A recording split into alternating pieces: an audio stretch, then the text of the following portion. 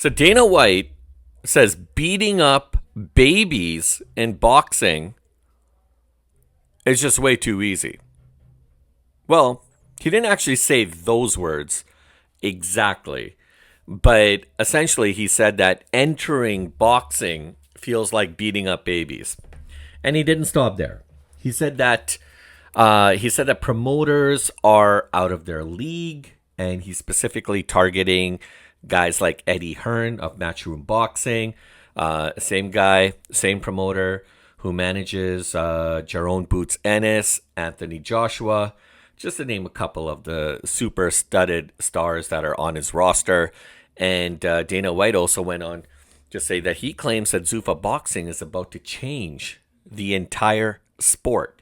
Now, anytime somebody uses the word change, somehow that word could invoke a lot of fear because change in some instances is inevitable, right? It happens. We as humans, we have to grow accustomed to change because there's change that we go through on a day-to-day basis. Change is all around us, right? So sometimes that change could be positive, sometimes it could be negative, but we have to try to do our best to be able to adapt to that change. Now, when he's talking about changing the entire sport, I mean, those are some fighting words, guys. Those are some really, really bold, very tough words. And I'm sure a lot of the sanctioning bodies and promoters that have been conducting their business in the sport of boxing for many, many years are not happy to hear that.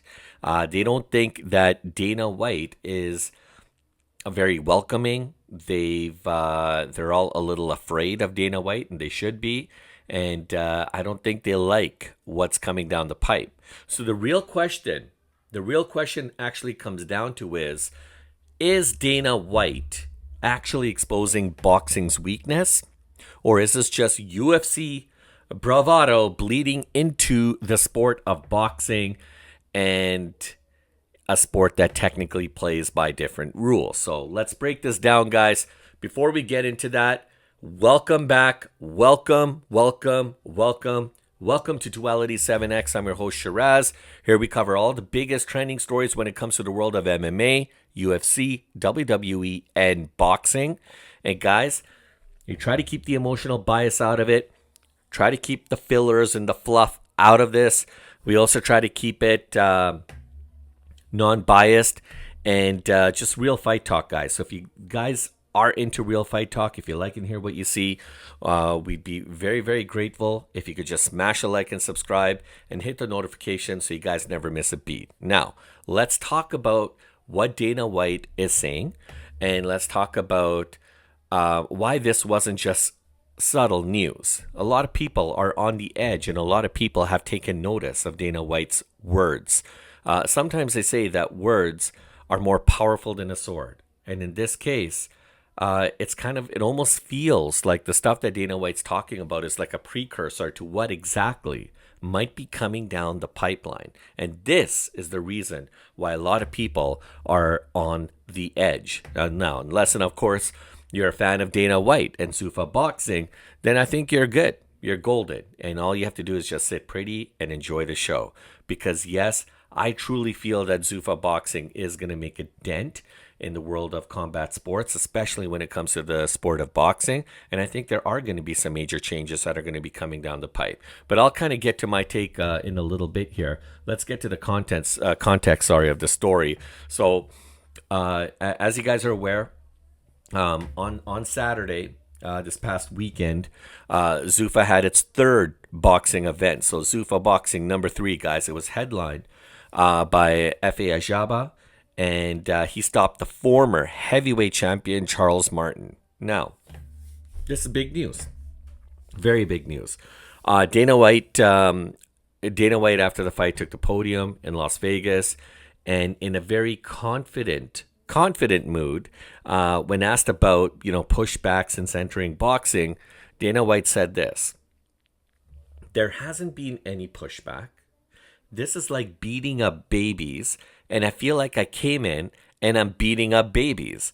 And so he kind of expected a little bit of resistance, right? Naturally, anybody would when coming. I mean, it's like you opened up a coffee shop where there's a ton or a dozen different coffee shops all around you. You're obviously going to expect some resistance.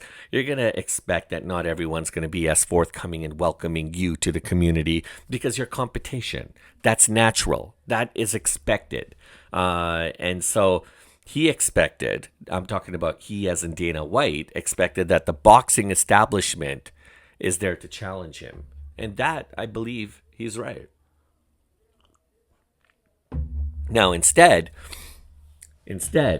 Dana White is talking about all these other folks, these promoters and the guys behind the scenes when it comes to the world of combat. Well, sorry, when it comes to the world of boxing, the sanctioning bodies, and all these guys. He's talking about them. He's referring to them as being out of their league. Wow. Out of their league. That's not just confidence, guys. That's a declaration of war. He is coming to make boxing different, better, great, whatever you want to call it. But he's got an agenda and he's got a mission, and look, his third boxing event, and so far it's meeting a lot of praise. And the more and more Dana White starts doing things in boxing, the more and more we start hearing and seeing Zuffa, it's going to start to become a household name. And it's going to be very, very interesting to see what happens. So now Dana White, he didn't just keep it he didn't keep it general. Because Dana being Dana, he's going to drop some nuggets. And some of those nuggets might sting, depending on what side of the fence you're on. But he essentially targeted Matchroom Boxing's chairman, Eddie Hearn, who recently criticized Zuffa Boxing for creating its own championship belt, calling it cringe. He didn't like that. Eddie Hearn didn't like that. And Dana White didn't like his response. So Dana responded to him saying that he questioned Hearn's vision. He compared him to a politician. And he said that essentially Eddie Hearn is part of the problem. And he even took a subtle shot saying that he works for his dad. Now that's a very layered response, guys. I mean, this is kind of like what you refer to as philosophical warfare, a meeting, basically like hurting somebody just with your words, right? I mean, boxing's traditional promoter model, right? Eddie Hearn, versus the UFC centralized power structure. That's essentially what we're looking at right now. And in this case, how do you even respond to Dana, right? Because what Dana is saying, I mean, some of that, he's backing it all up, guys, with pure confidence. Because Dana knows and feels that he's on the right path when it comes to Zuffa. And this could be really big, guys. It really could be. So, where this kind of gets a little bit more interesting is that Dana's he's just not promoting events, right? He's technically attacking boxing's whole structure. All right. Like the whole multiple sanctioning bodies deal, the 4 belts per division, promoters protecting fighters, cross promotional policies and politics and all these things that could potentially impede of a very good fight to happen. How many times have we seen it before? 2 fighters who are in the same weight class, who should be fighting, for whatever reason, it gets stonewalled. And I'm not just talking about a delay, a matter of weeks. We could be talking a matter of months, maybe even years. And sometimes that fight actually, in a lot of instances, may not even ever come to fruition because of all the politics and mess that's all in between, all that red tape. These are the kinds of things that Dana White is trying to mitigate against, and he's trying to create a structure very similar to the UFC where he doesn't want all these multiple different belts in his organization. It's the one belt. It's the UFC. That's the only belt that his fighters are going to be. So long as you're represented by this organization, by the UFC, he expects, and it's mandatory, that all UFC fighters compete for the same championship belt. Okay? Whichever division you're in. So it's kind of like the WWE. The WWE doesn't allow people from AEW or TNA to bring their belts into the ring when they're, or to even fight other WWE wrestlers. No, it's centralized. WWE superstars fight WWE superstars. That's it, plain and simple. And if you are competing for a championship belt, you're not competing for the TNA or the AEW belt. You're competing for the WWE belt. Similarly, that's what happens in those other competing organizations as well. So the fact that you have, all these multiple sanctioning bodies and different promoters and marketers and all these different, he kind of makes a valid point when it comes to that, right? So it is getting interesting, and like, Dana's essentially calling it out. He essentially says that boxing's inefficient and he wants to make it efficient, right? So from a boxing's perspective, Dana's pretty much oversimplifying a 100-year-old ecosystem, right? He's trying to change the whole hierarchical structure and framework of how boxing's organized. But here's the truth here's the thing that a lot of people won't say, right? Boxing has allowed somebody like Dana White to walk in and claim dominance, and in a very quick manner, very quick time frame. And that perception alone is absolutely dangerous, especially if you're a boxing fan, right? Because if fans start believing boxing promoters, how should I frame this actually? If fans start believing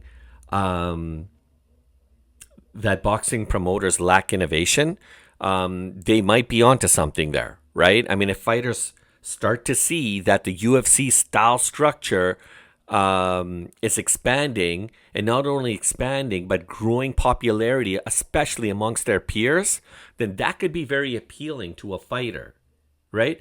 And then technically Dana doesn't need to do anymore, because all of that is self-promotion. All of it is just going to fix itself and ingrain itself in the whole boxing community. Now, here's the thing. I said the perception of what I was talking about could be dangerous if you're a boxing fan. Let me correct myself. Boxing fans, I don't think, are going to be against this. I think it's the promoters and the different multiple sanctioning bodies that are on the edge here. They're the ones who have taken notice of Dana's call-outs of Zuffa Boxing, and they're all left scrambling what to do, because I don't think Dana necessarily really wants to work with them. I think he's just trying to create his own organization, similarly to what he's done in the UFC, and he's trying to reciprocate those efforts into Zuffa Boxing. So therefore, Dana doesn't need to work with the WBA, the IBF, the WBO, the WBC. He doesn't. He doesn't need to work with Eddie Hearn. He doesn't need to work with Queensberry or Golden Boy Promotions or Manny Pacquiao, Floyd Mayweather. He doesn't need all these guys. But Dana will probably work with some of them. And initially, in the beginning, he'll probably allow his fighters to be able to cross over to fight in other sanctioning bodies, or to be ranked in other divisions as well, carry different belts, at least for now.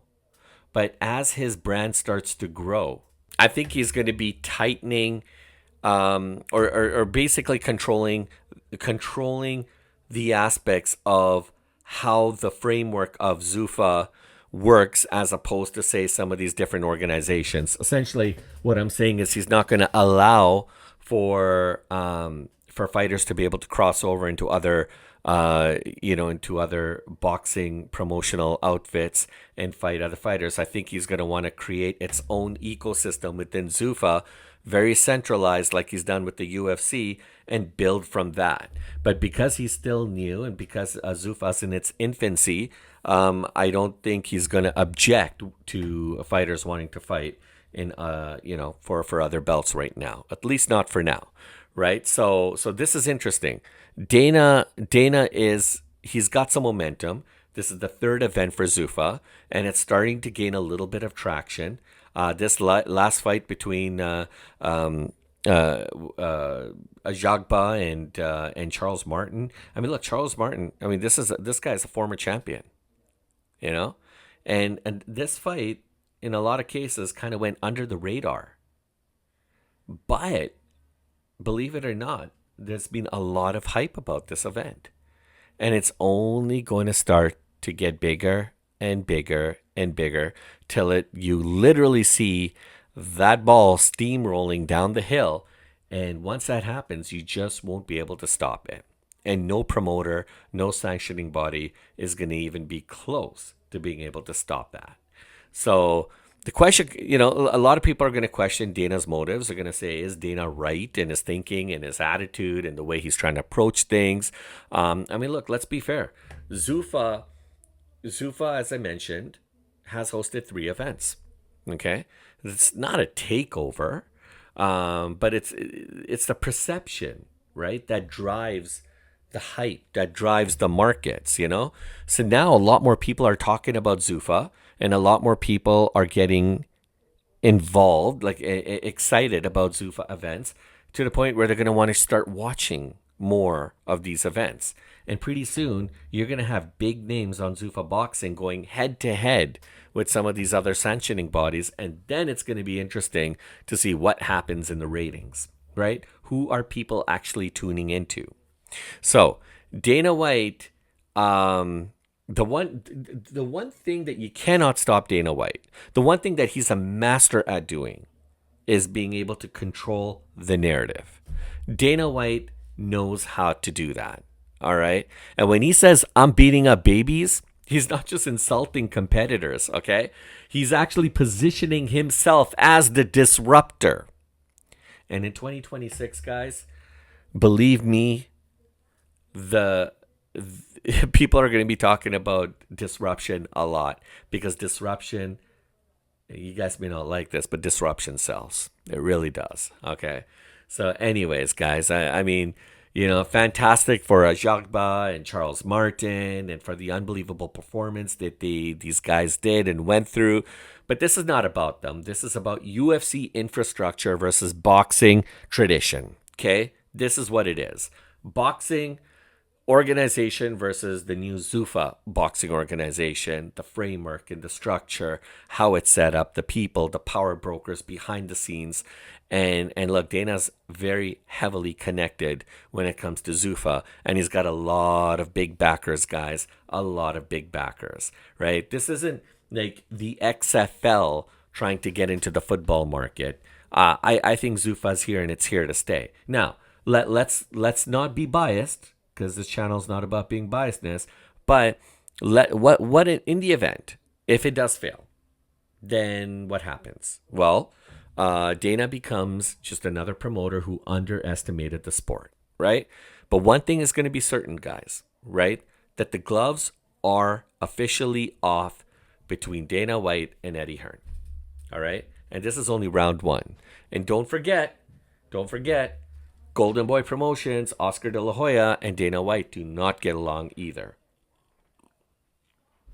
There's been some nasty, nasty things said about one another between these guys. All right. So I want to hear from you guys. I want to hear your thoughts, your comments. Is Dana White exposing boxing's weaknesses here, or is he underestimating a sport that has been around for almost a century, that's pretty much survived everything, right? Does Dana think he could just walk in there and overnight, be able to rebuild, the boxing world from scratch, or do you think he's out of his league? Dana's talking about these other promoters being out of their league, or is Dana perhaps maybe the one who's out of his league?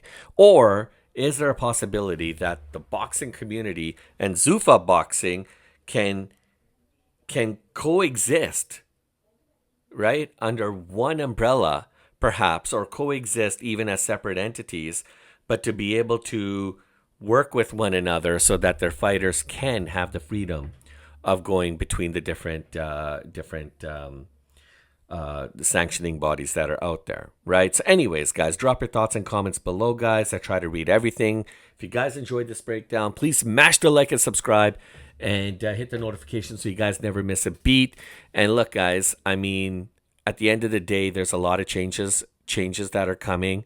I for one, always tell people to try to be optimistic. Don't be pessimistic. Try to stay optimistic and try to understand that change sometimes is not for the bad thing. Sometimes change could be a good thing. And change could also maybe be a kick in the pants to some of these other guys that are in the sport, so that maybe they go out there and actually do the things that they're supposed to do. And maybe it'll help improve things and create a little bit more efficiency when it comes to the world and sport of boxing. So anyways, guys, thank you guys for sticking around. I look forward to catching you guys tomorrow. The pleasure was all mine. Enjoy your night. Peace.